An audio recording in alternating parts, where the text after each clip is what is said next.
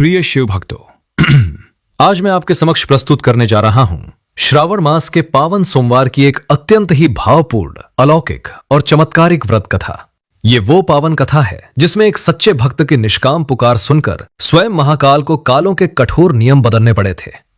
इस परम पवित्र कथा को पूर्ण श्रद्धा, विश्वास और एकाग्रता के साथ सुनने मात्र से मनुष्य के जन्म जन्मांतर के संचित पाप नष्ट हो जाते हैं, सूनी गोद भर जाती है और भगवान भोलेनाथ तथा माता पार्वती की असीम कृपा से जीवन की हर मनोकामना पूर्ण हो जाती है। दर्शकों, अधिक विलंब न करते हुए आपको सुनाते हैं वो महान कथा। दर्शकों, प्राचीन काल की बात है। किसी अत्यंत सुंदर, समृद्ध और वैभवशाली नगर में एक साहूकार रहा करता था। उस साहूकार का व्यापार और कीर्ति दूर दूर के राज्यों तक फैली हुई थी। उसके पास धन धान्य, स्वर्ण आभूषण, हाथी घोड़े, दास दासियों और भौतिक सुख सुविधाओं की कोई कमी नहीं थी। उसका महल नगर के मध्य में सबसे ऊंचा और भव्य था, जिसकी दीवारों पर सोने की नक्काशी थी और जहां हर प्रकार के ऐश्वर्य का वास था। नगर का हर व्यक्ति साहूकार के सौभाग्य की सराहना करता था। जब वो अपने रथ पर सवार होकर निकलता तो लोग उसे आदर की दृष्टि से देखते थे, किंतु बाहर से सुखी और भाग्यशाली दिखने वाले उस साहूकार के हृदय में एक गहरा, अंधकारमय और चुभने वाला दुख छिपा हुआ था। उसके विशाल आंगन में किसी बच्चे की किलकारी नहीं गूंजती थी। विवाह के कई वर्ष बीत जाने के बाद भी वो और उसकी धर्मपत्नी संतान सुख से पूर्णतः वंचित थे। साहूकार की पत्नी दिन रात अपने सूने पालने को देखकर एकांत में अश्रु बहाया करती थी। एक रात्रि जब चारों ओर सन्नाटा था, साहूकार की पत्नी ने रोते हुए अपने पति से कहा, हे स्वामी, हमारे पास कुबेर के समान यह अपार धन संपत्ति है, परंतु इसका क्या लाभ जब इस विशाल घर में हमें माता पिता कहकर पुकारने वाला कोई अपना ही नहीं है। तो यह सारा ऐश्वर्य मुझे मिट्टी के समान प्रतीत होता है। हमारे बाद इस धन को कौन संभालेगा? हमारा नाम लेवा और पानी देवा कोई नहीं है। अपनी पत्नी के इन हृदय विदारक शब्दों को सुनकर साहूकार का हृदय भी छन्नी हो गया। उसने अपनी भावनाओं को नियंत्रित करते हुए पत्नी को सांत्वना दी और शांत स्वर में कहा, हे प्रिय, धैर्य रखो। जो उस परमपिता परमेश्वर की इच्छा होगी वही होगा। हम शिव के भक्त हैं और महादेव अपने भक्तों को कभी निराश नहीं करते हैं। उसी दिन से साहूकार ने अपनी इस गहरी व्यथा को दूर करने और पुत्र प्राप्ति की लालसा में प्रत्येक सोमवार को भगवान शिव का कठोर व्रत रखना आरंभ कर दिया। वह हर सोमवार की प्रातःकाल सूर्योदय से पूर्व उठता, पवित्र नदियों के जल से स्नान करता और पूर्ण भक्ति भाव से नगर के सबसे प्राचीन शिवालय में जाता। वहां वह भगवान शिव और माता गौरी का अत्यंत विधि विधान से पंचामृत से अभिषेक करता। श्रावण सोमवार के इस पावन व्रत में शिव पूजन का विशेष विधान है, जिसका पालन साहूकार अत्यंत निष्ठा से करता था। संध्या के समय प्रदोष काल में साहूकार नियम से शिव मंदिर में जाकर शुद्ध घी का दीपक जलाता और अश्रुपूर्ण नेत्रों से भगवान भोलेनाथ की आरती करता। जब वो मंदिर के एकांत में अपनी आंखें बंद करके हाथ जोड़ता तो उसके हृदय की करुण पुकार आंसुओं के रूप में बह निकलती। वो मन ही मन कहता, हे नीलकंठ, हे त्रिलोकीनाथ, मेरे घर में सब कुछ है, परंतु एक संतान के बिना मेरा यह जीवन और मेरा यह विशाल घर शमशान के समान प्रतीत होता है। मुझ पर दया करे प्रभु, मेरी सूनी गोद भर दे। उसकी यह निरंतर और निष्काम भक्ति देखकर मंदिर के पाषाण भी मानो पिघल जाते थे, किंतु वो अपनी तपस्या में बिना थके, बिना रुके लगा रहा। साहूकार की इस अनन्य और अडिग भक्ति को देखते देखते कई वर्ष बीत गए। उसकी पूजा में ऐसा अटूट भाव था कि एक दिन कैलाश पर्वत पर विराजमान जगत जननी माता पार्वती का वात्सल्य और करुणा जाग उठी। माता पार्वती, जो संपूर्ण ब्रह्मांड की माता है, अपने भक्त के इन निरंतर बहते आंसुओं को और अधिक नहीं देख सकी। उन्होंने अत्यंत भावुक होकर भगवान शिव से आग्रह किया, हे प्राणनाथ, हे महाकाल, जरा मृत्यु लोक की ओर दृष्टि डालिए। विदर्भ देश की उस नगरी में वह साहूकार आपका कैसा अनन्य भक्त है। वह वर्षों से बिना किसी नागा के, बिना अन्न जल ग्रहण किए आपका सोमवार का व्रत कर रहा है।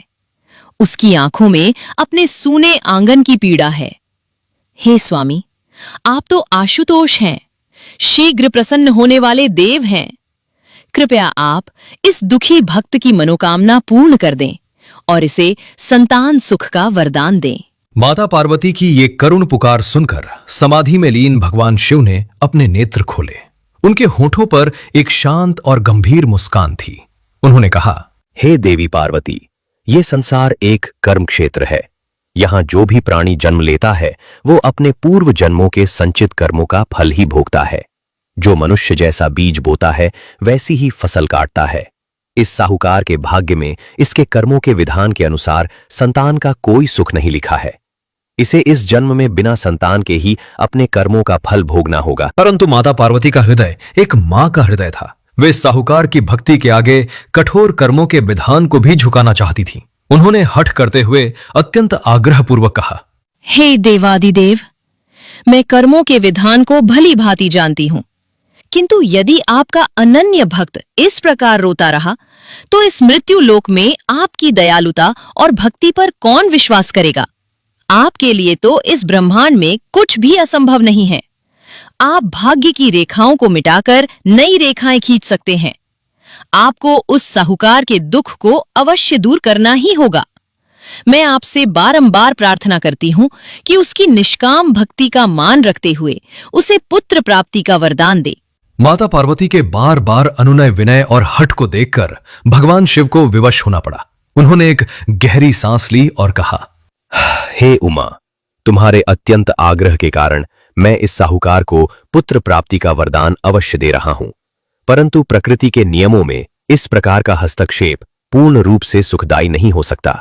इसके घर में एक अत्यंत सुंदर, गुणी और तेजस्वी पुत्र का जन्म तो होगा, किंतु काल का विधान उस पर लागू रहेगा। उस बालक की आयु केवल 12 वर्ष ही होगी। 12 वर्ष की आयु पूर्ण होते ही मृत्यु उसे अपने साथ ले जाएगी। इससे अधिक मैं इसके लिए कुछ नहीं कर सकता। भगवान शिव और माता पार्वती के बीच कैलाश पर हो रहे इस दिव्य संवाद को वो साहूकार जो नीचे मंदिर में ध्यान मग्न था, अपने सूक्ष्म और आध्यात्मिक रूप में सुन रहा था। जब उसने सुना कि उसे पुत्र तो मिलेगा परंतु वो केवल 12 वर्ष जिएगा, तो उसके भीतर एक अजीब सी शांति छा गई। उसे इस वरदान को सुनकर न तो अत्यधिक प्रसन्नता हुई और न ही कोई गहरा दुख हुआ। उसने अपने मन को समझाया, भगवान की जो इच्छा होगी वही होगा। जन्म और मृत्यु उनके हाथ में है। मेरा काम केवल कर्म और भक्ति करना है।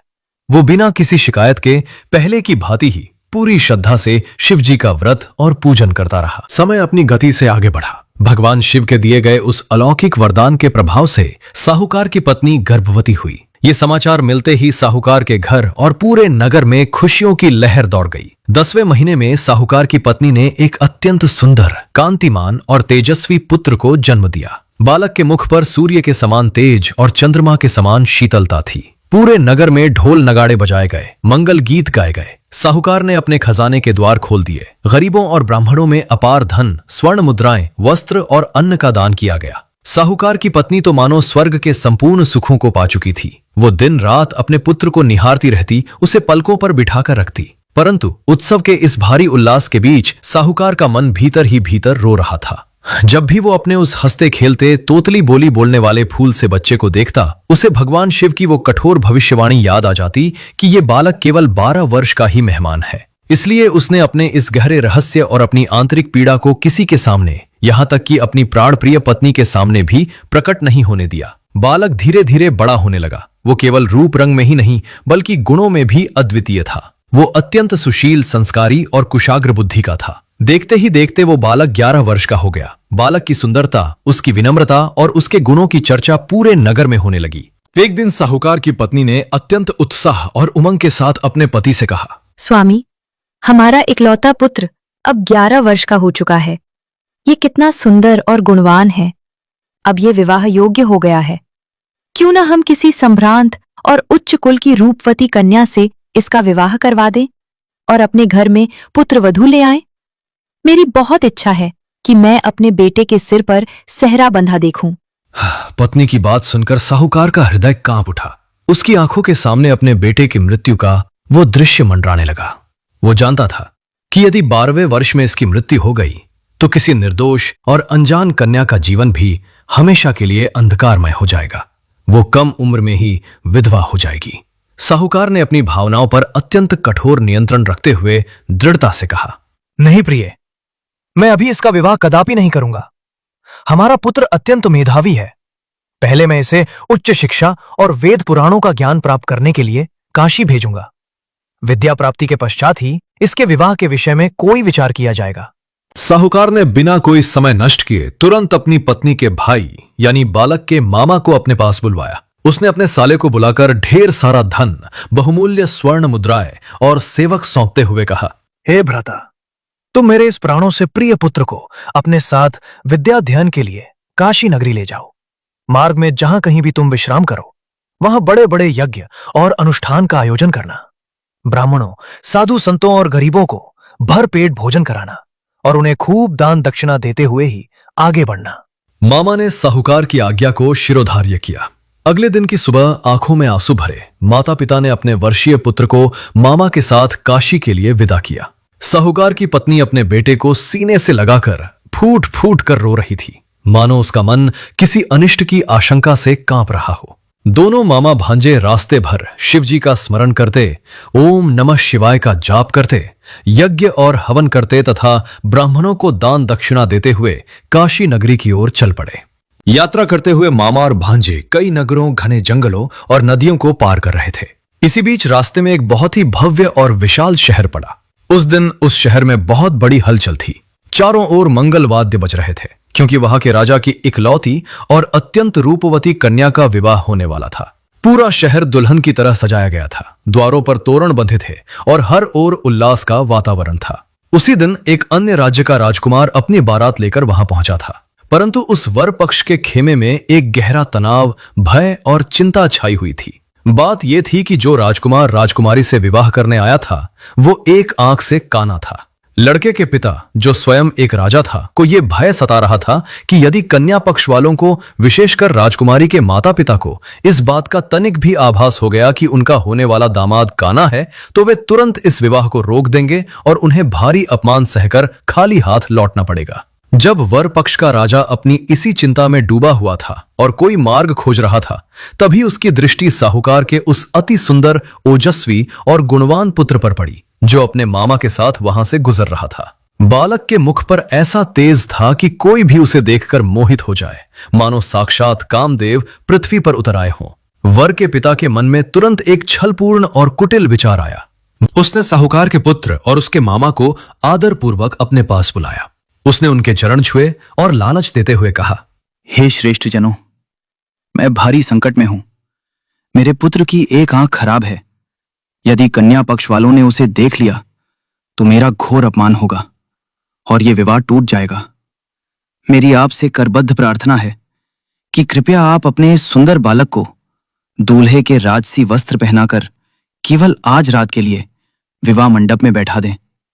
ये मेरे पुत्र की जगह राजकुमारी से विवाह की रस्में पूरी कर ले। विवाह संपन्न होने के पश्चात कल सुबह मैं आपको मुंह मांगा धन देकर विदा कर दूंगा और राजकुमारी को अपने काने पुत्र के साथ अपने राज्य ले जाऊंगा। मामा को पहले तो यह बात अत्यंत अनुचित और अधर्म से पूर्ण लगी। उसने मना भी किया, परंतु राजा के बहुत अनुनय विनय, आंसुओं और भारी दबाव के कारण तथा यह सोचकर कि किसी का विवाह न टूटे, उसने अंततः हां कर दी। साहूकार के पुत्र को राजसी दूल्हे के बहुमूल्य वस्त्र और आभूषण पहनाए गए। जब वो बालक दूल्हे के वेश में मंडप में पहुंचा तो उसकी अलौकिक सुंदरता देखकर नगर के सभी लोग, राजा, रानी और स्वयं राजकुमारी भी अत्यंत प्रसन्न हो गए। राजकुमारी ने सोचा कि उसने पिछले जन्म में अवश्य कोई भारी पुण्य किए होंगे, जो उसे ऐसा देवतुल्य पति प्राप्त हो रहा है।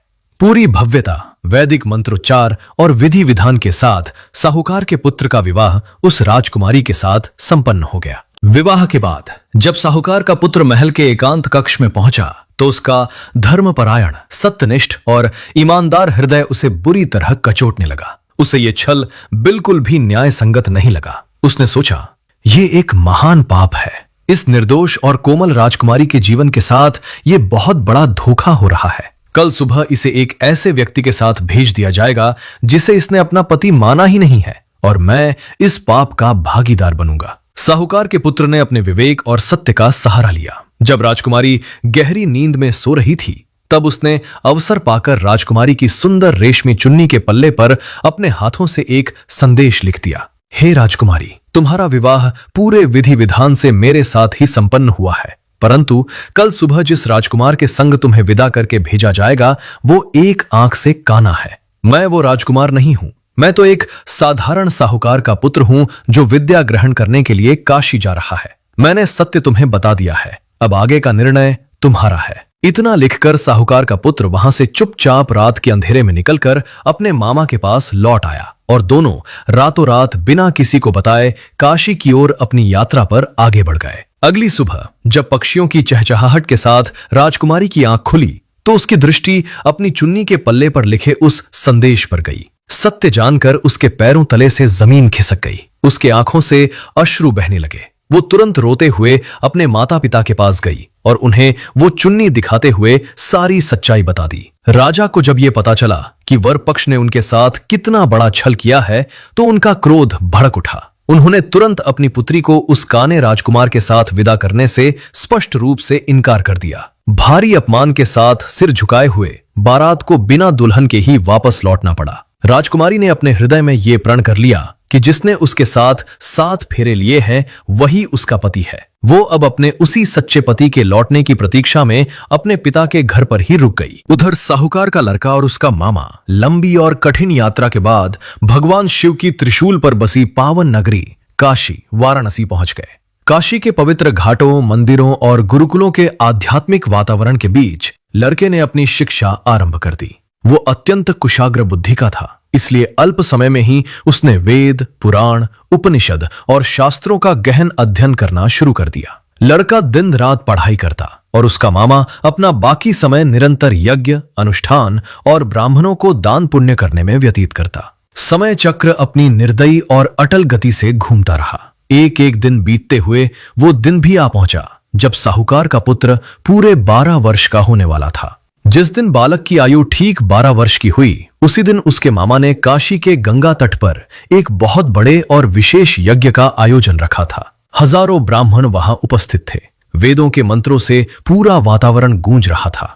यज्ञ की अग्नि प्रज्वलित थी जिसमें आहुतियां दी जा रही थीं और पूर्णाहुति का समय अत्यंत निकट आ रहा था।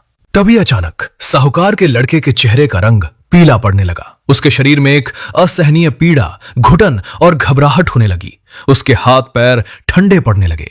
उसने बड़ी कठिनाई से अपने मामा के पास जाकर धीमी और कांपती हुई आवाज में कहा, मामा जी, आज मेरी तबीयत कुछ ठीक नहीं लग रही है। मुझे अत्यधिक थकान, चक्कर और सीने में पीड़ा का अनुभव हो रहा है। मेरी आंखों के सामने अंधकार छा रहा है। यज्ञ के पवित्र कार्य में व्यस्त मामा ने लड़के की बात को सामान्य शारीरिक थकान समझा। उन्होंने प्रेम से उसके सिर पर हाथ फेरते हुए कहा, बेटा, लंबी यात्रा और निरंतर अध्ययन के कारण तुम थक गए होगे। तुम जाकर अंदर कक्ष में आराम करो और थोड़ी देर सो जाओ। मैं यज्ञ की पूर्णाहुति संपन्न करके अभी तुम्हारे पास आता हूं। लड़का आज्ञा मानकर धीरे धीरे कदमों से अंदर कमरे में गया और बिस्तर पर लेट गया। भगवान शिव के उस अटल वरदान के अनुसार जैसे ही बालक ने अपनी आंखें बंद की, काल ने उसे अपनी आगोश में ले लिया। कुछ ही पलों में उस 12 वर्षीय तेजस्वी बालक के प्राण पखेरु उड़ गए। उसकी सांसें थम गईं और उसका शरीर पूरी तरह से निर्जीव हो गया। थोड़ी देर बाद जब मामा यज्ञ संपन्न करके अपने प्रिय भांजे को देखने के लिए कक्ष के भीतर आए तो उन्होंने देखा कि बालक शांत अवस्था में मृत पड़ा है। उसके शरीर में कोई हलचल नहीं थी। उसका तेजहीन मुख पीला पड़ चुका था। ये देखते ही मामा के पैरों तले जमीन खिसक गई। उनके हृदय पर मानो वज्रपात हो गया। वे पछाड़ खाकर वहीं जमीन पर गिर पड़े और मूर्छित हो गए। जब उन्हें कुछ क्षणों बाद होश आया तो उनके भीतर से एक भयानक और हृदय को चीर देने वाली चीख निकलने को आतुर थी। परंतु उनके धार्मिक संस्कार जाग उठे। उन्होंने सोचा, यदि मैं अभी रोया और जोर जोर से विलाप किया तो बाहर चल रहे यज्ञ और पूजन में विघ्न पड़ेगा। ब्राह्मण जो भोजन कर में बैठे हैं वे मृत्यु का सूतक जानकर बिना भोजन किए ही उठ जाएंगे। ये महापाप होगा। अपने हृदय पर एक विशाल पत्थर रखकर आंसुओं के समंदर को अपनी आंखों में रोककर उस साहसी मामा ने धैर्य धारण किया और बाहर जाकर ब्राह्मणों को भरपेट भोजन कराया। उन्हें सम्मानपूर्वक दान दक्षिणा देकर विदा किया। जब सभी अनुष्ठान पूर्ण हो गए और सभी ब्राह्मण वहां से चले गए तब उस मामा के सब्र का बांध टूट गया। वो मृत भांजे के शव से लिपटकर जोर जोर से दहाड़े मार मार कर रोने लगा। उसकी चीखें इतनी हृदय विदारक थीं कि सुनने वाले पत्थर भी रो पड़े। हे मेरे ईश्वर, ये तूने क्या किया? मेरी लाडली बहन और जीजा जी को मैं क्या मुख दिखाऊंगा? मैं तो उन्हें ये आश्वासन देकर लाया था कि इसे सुरक्षित वापस लाऊंगा। क्या यही तुम्हारे दर्शनों का फल है? हे शिव, क्या यही तुम्हारा न्याय है? वो छाती पीट पीट कर विलाप कर रहा था।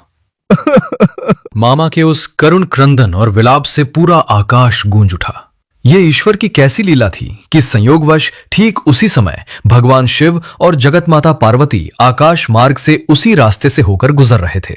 मामा के रोने के वे हृदय विदारक स्वर जैसे ही माता पार्वती के कानों में पड़े, उनका वात्सल्य और ममता से भरा हृदय बुरी तरह तड़प उठा। संसार के हर जीव की माता होने के नाते वो किसी का दुख नहीं देख सकती थी। माता पार्वती ने व्याकुल होकर भगवान भोलेनाथ से कहा, हे नाथ, हे स्वामी, सुनिए, धरती पर कोई अत्यंत दुखी व्यक्ति ऐसे विलाप कर रहा है जैसे उसके प्राण निकल रहे हों। मुझे इसके रोने के स्वर तनिक भी सहन नहीं हो रहे हैं। ये करुण पुकार मेरे हृदय को चीर रही है। कृपया आप तुरंत वहां चलिए और इस व्यक्ति के कष्ट को अवश्य दूर कीजिए।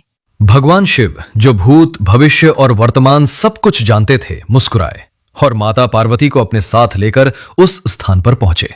जब भगवान शिव ने उस मृत बालक के समीप जाकर देखा तो वे बोले, हे गौरी, ध्यान से देखो, ये वही साहूकार का पुत्र है जिसे तुम्हारे अत्यंत हठ करने पर मैंने केवल 12 वर्ष की आयु का वरदान दिया था।